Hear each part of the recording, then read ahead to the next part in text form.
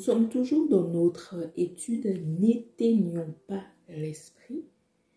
Aujourd'hui, nous voyons la troisième partie. Nous verrons où a lieu la préparation de l'huile. Notre texte de base, Exode 27, versets 20 et 21. Et aujourd'hui, nous allons nous concentrer sur le verset 21. C'est dans la tente d'assignation, en dehors du voile, qui est devant le témoignage, qu'Aaron et ses fils la prépareront. Donc nous voyons que la préparation de l'huile a lieu dans la tente d'assignation, en dehors du voile, qui est devant le témoignage. Mais qu'est-ce que cela veut dire? Nous avons bien vu que la tente d'assignation, c'est le tabernacle, c'est le temple. Et qui est ce temple? Nous savons qu'il s'agit de nous.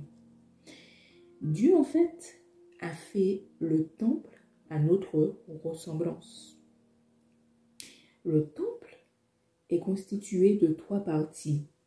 Le parvis, le lieu saint et le lieu très saint.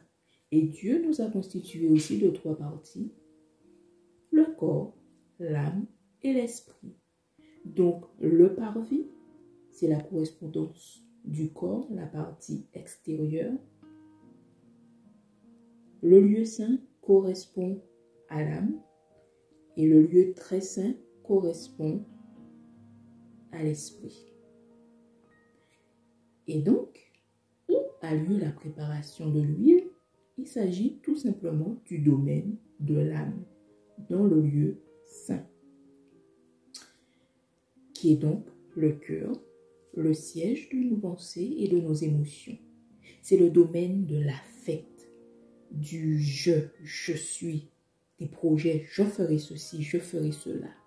Avant de devenir un véritable adorateur de Dieu en esprit et en vérité, il va nous falloir dompter notre âme par le Saint-Esprit sous toutes ses formes vues précédemment dans la partie 2 de cette étude, donc la parole de Dieu, les chants, les hymnes, etc.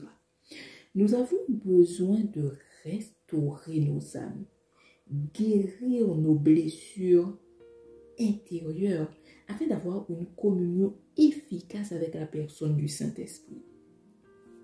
Plus la plaie est profonde et plus elle mettra du temps à cicatriser, même si le protocole pansement est bon.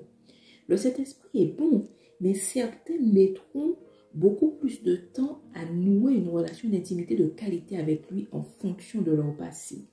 Oui, la parole de Dieu nous dit que toutes choses sont devenues nouvelles et c'est vrai. La nouveauté de vie, c'est aussi le fait d'avoir donné nos vies à Christ. Nous avions des solutions d'hommes inefficaces avant d'avoir donné nos vies à Christ, afin de soigner nos blessures. Ces blessures ne partent pas avec de l'eau du baptême. C'est notre exposition au feu de l'esprit qui nous purifie progressivement. Une plaie reste une plaie. Même si dans le jargon de la médecine, nous entendons souvent parler d'une belle plaie quand l'évolution est favorable, il n'empêche que ça reste une affection de la peau qui laisse des traces. La nouveauté de vie vient nous proposer une solution efficace, le consolateur, afin de guérir nos anciennes blessures qui d'apparence semblent avoir cicatrisé, mais nous grattent toujours. Pourquoi je dis gratter? Parce que quand une plaie est dans un processus de cicatrisation, elle gratte. Et ensuite après, ça arrête de nous gratter. C'est l'âme qui est blessée par les effets de la jalousie, du viol, de la trahison, etc. C'est donc dans l'âme que l'huile est préparée, dans le lieu saint, afin de pouvoir un jour passer à l'étape suivante, aller de l'autre côté du voile, dans le lieu de l'adoration, le lieu très saint. Beaucoup d'entre nous louent, chantent, prient, mais n'arrivent pas à entrer dans les profondeurs de l'adoration. L'adoration, c'est toute une vie. C'est notre vie qui doit brûler constamment devant Dieu par un bon témoignage. Hébreux 4, verset 12 nous dit Car la parole de Dieu est vivante et efficace, plus tranchante qu'une épée quelconque à deux tranchants, pénétrante jusqu'à partager âme et esprit, jointure et moelle. Elle juge les sentiments et les pensées du cœur. L'épée dont nous parle Éphésiens 6 était utilisée dans le combat corps à corps. Elle était conçue de sorte à vider l'adversaire de ses entrailles. La parole de Dieu qui est l'épée de l'Esprit, donc qui est l'épée du Saint-Esprit, de manière imagée, nous voyons la personne du Saint-Esprit, même si c'est sur un esprit, mais c'est juste pour avoir une image. La personne du Saint-Esprit ayant une épée dans sa main. Et l'épée étant donc la parole de Dieu. Et donc cette épée vient faire cet effet en nous, c'est-à-dire afin de nous vider de nos entrailles, de nous vider de notre passé et de laisser la place exclusivement à la parole de Dieu, à la parole de Dieu qui est la vérité, qui vient faire la lumière. Comme nous le savons, aimer Dieu, c'est garder sa parole. Il nous demande de l'aimer de toute notre force, de toute notre âme, de tout notre cœur, de toutes nos pensées. Nous comprenons par là que l'âme doit se soumettre à la parole de Dieu et lui obéir, que ça lui plaise ou pas. Ceci contribuera à sa restauration de nos âmes. Jean 17, verset 17 nous dit: sanctifie-les par ta vérité, ta parole est la vérité. Sanctifier en grec, c'est agiazo, qui veut dire être vénérable ou sanctifié, séparer des choses profanes et être dédié à Dieu, purifié, nettoyer l'extérieur, purifié par expiation, libéré de la culpabilité du péché, purifier l'intérieur par renouvellement de l'âme. Demeurer dans la parole de Dieu, la méditer, la confesser, la manger, je dirais, l'écrire, nous transforme et restaure notre âme. Cela a un impact favorable sur notre corps, notre âme et notre esprit. Quelquefois, au début de notre recherche de communion avec le Saint-Esprit, nous aurons besoin d'Aaron et de ses fils afin de nous aider à préparer l'huile. C'est-à-dire, nous aurons besoin des frères et sœurs en Christ afin de nous aider dans notre communion avec le Saint-Esprit. Cependant, notre culte personnel, c'est à nous de le faire. Même si nous n'en avons pas envie au début, c'est normal. Rassurons-nous, car nous sommes dans le domaine de l'âme, le siège des émotions.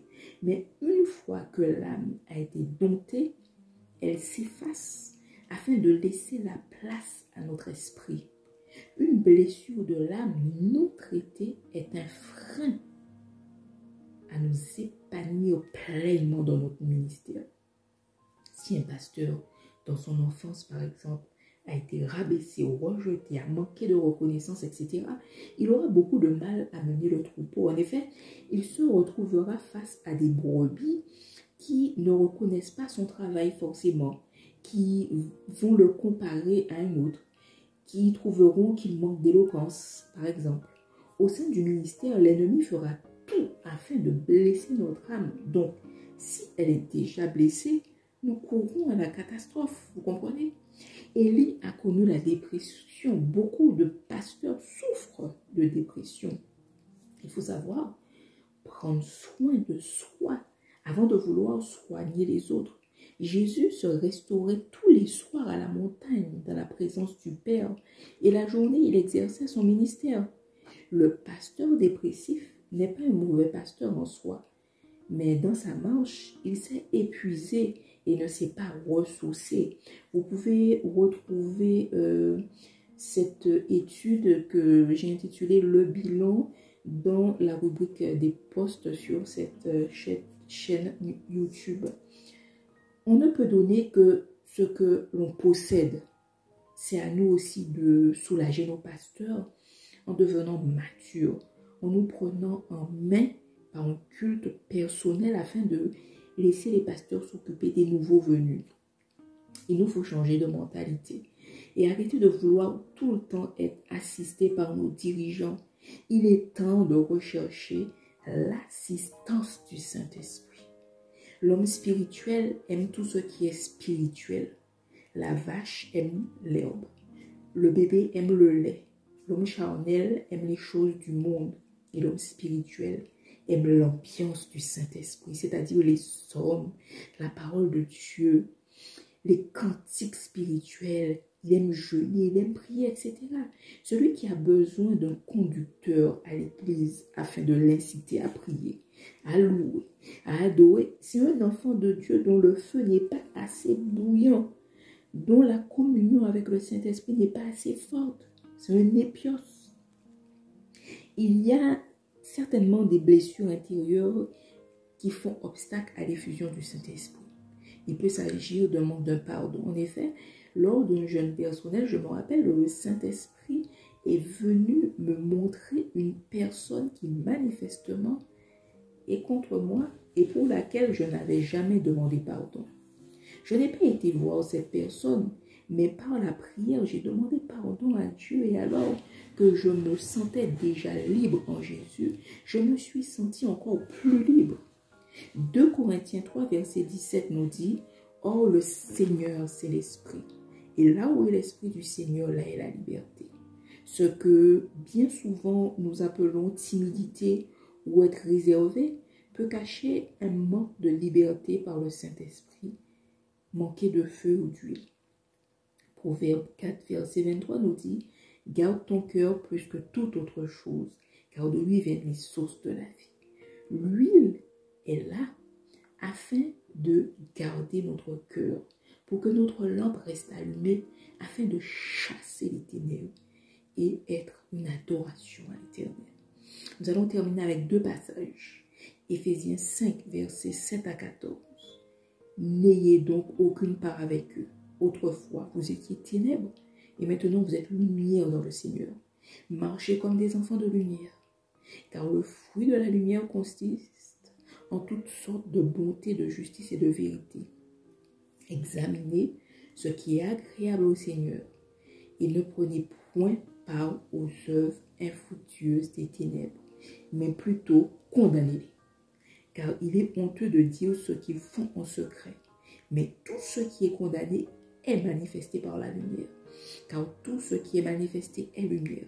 C'est pour cela qu'il est dit, réveille-toi, toi qui dors, relève-toi d'entre les morts, et Christ t'éclairera. Et enfin, 2 Corinthiens 2, versets 14 à 17, grâce soit rendue à Dieu, qui nous fait toujours triompher en Christ, et qui répand par nous en tout lieu l'odeur de sa connaissance. Nous sommes en effet pour Dieu la bonne odeur de Christ parmi ceux qui sont sauvés et parmi ceux qui périssent. Aux uns, une odeur de mort donnant la mort, aux autres, une odeur de vie donnant la vie. Et qui est suffisant pour ces choses? Car nous ne falsifions point la parole de Dieu comme font plusieurs, mais c'est avec sincérité. Mais c'est de la part de Dieu que nous parlons en Christ devant Dieu. Amen.